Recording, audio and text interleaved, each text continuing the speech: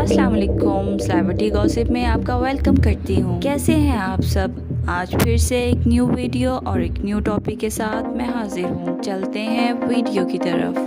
इसकी तेज मुस्कुराहट और पुरकशिश अदाओं ने हॉलीवुड के दिल को अपनी लपेट में ले लिया और अब प्रियंका चोपड़ा फिल्म इंडस्ट्री में वापस जा रही हैं, क्योंकि वो एक नई बॉलीवुड फिल्म में जलवागर होंगी। इंस्टाग्राम पर खबरों का ऐलान करते हुए प्रियंका चोपड़ा का कहना है कि वो अपने दो अच्छे दोस्तों और बॉलीवुड की मलका कटरीना कैफ और आलिया भट्ट के साथ फिल्म बंदी करने के लिए इंतजार नहीं कर सकती। एक साथ 3 खवातीन लेडीज ने 120 से ज्यादा फिल्मों में काम किया है। नई हिंदी फिल्म जी ले जरा दोस्ती का जश्न होगी, प्रियंका चोपड़ा ने ऐलान किया। फिल्म का इनवान इस जुमले का तर्जुमा करता है, थोड़ा सा जिंदा रहो। काफी हिंदी फिल्में हैं जो खवातीन कसीर सितारा हैं। 39 साल प्रियंका चोपड़ा कुछ अरसे से बॉलीवुड स्क्रीन पर वापस आना चाहती थी और इनका कहना है कि ये ख्याल कटरीना और आलिया के साथ जबरदस्त फोन कॉल के बाद आया। इन्होंने फरवरी 2020 में अपने मंसूबे को इकट्ठा करने के लिए मुलाकात की और ये फैसला करने में कामयाब रहे कि वो इंडस्ट्री में किस तरह बोर्ड में ला सकती हैं ताकि उनके विजन को जिंदा किया जा सके। तमाम सितारों की सोच के बारे में बात करें, प्रियंका ने लिखा, ये बहन भाई दोस्ती को और प्यार बढ़ाने के लिए है। प्रियंका के साथ ही कास्ट मेंबरान ने भी अपने इंस्टाग्राम पेजेस पर पोस्ट की। कटरीना ने कहा, बहुत ज्यादा मजा आने वाला है जब वो आलिया भट्ट और प्रियंका के साथ होती हैं। इसने लिखा, इसको एक बेहतरीन स्क्रिप्ट, जबरदस्त डायरेक्टर और एक रोड ट्रिप और एक और आसमान की ऊंचाई हद के साथ जोड़ें। अपने इंस्टाग्राम पोस्ट में आलिया ने लिखा,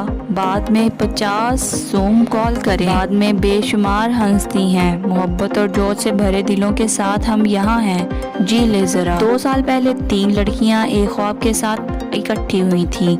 आलिया भट्ट प्रियंका का करियर तकरीबन 2 दहाई कबल शुरू हुआ था और इन्हें अवाम की जानिब से तनकीद का सामना करना पड़ा था। 2019 में ब्यूटी कॉन के एक पैनल में इससे कश्मीर के तनाज़े के बारे में, इसके मुनाफकाना ख्यालात के बारे में पूछा गया। इसने एक मुतनाज़ा ट्वीट इस वक्त भेजी थी जब भारत से पाकिस्तान की तरफ फिजाई हमले किए जा रहे थे। इनका ट्वीट खास तौर पर यूनिसेफ के सफीर के तौर पर इनकी पोजीशन की वजह से ज़ेरे बहस आया, लेकिन वो तनकीद से पीछे हट गई और हालिया फिल्म व्हाइट टाइगर में नेटफ्लिक्स पर नुमाया है। रिपोर्ट्स के मुताबिक जी ले जरा 2023 में रिलीज की जाएगी। प्रियंका का कहना है कि आपको फिल्मों में देखेंगे और इन लोगों के लिए जो तवील अरसे से इसकी वापसी का इंतजार कर रहे हैं, टिकट के लिए कतार में खड़े होंगे।